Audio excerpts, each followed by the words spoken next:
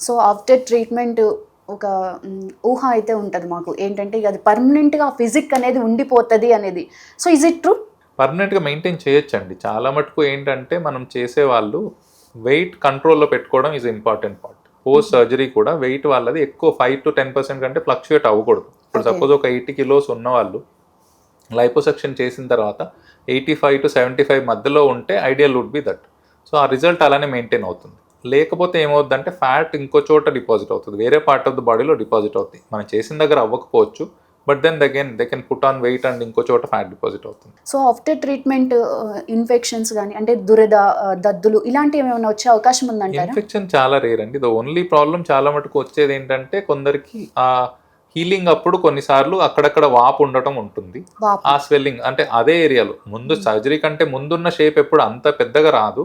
But then కొంచెం swelling ఉంటుంది. అందుకని వెయిట్ చేయమంటాం. లైపోసెక్షన్ తర్వాత చాలా మటుకు పర్మనెంట్ రిజల్ట్ తెలియడానికి మనకు కూడా 2.5 to 3 months పడుతుంది. ఓకే. ఇమ్మీడియట్‌గా మీకు తగ్గిపోయింది అనిపిస్తది. బట్ దెన్ స్వెల్లింగ్ ఇంకా కొంచెం ఉంటది. సో అది కూడా తగ్గడానికి ఒక 60% స్వెల్లింగ్ ఇనిషియల్ 3 weeksలో తగ్గుతుంది. పర్మనెంట్‌గా కంప్లీట్‌గా మీకు అంటే ప్రాపర్ సర్జరీ రిజల్ట్ తెలియాలంటే 3 months పడుతుంది. 3 months వెయిట్ చేయాలి. చేసేసిన వెంటనే మనకి చేసేసిన ఫిజిక్ అయితే వెంటనే రాదు. చేసేసిన వెంటనే తగ్గినట్టు తెలుస్తుంది మనకు. ఓకే. బట్ దెన్ ప్రాపర్‌గా మీకు ఐడియల్ రిజల్ట్ రావాలంటే 3 months పడుతుంది. ఓకే. తర్వాత ఫుడ్ మన ఇష్టం అంటారా మళ్ళీ?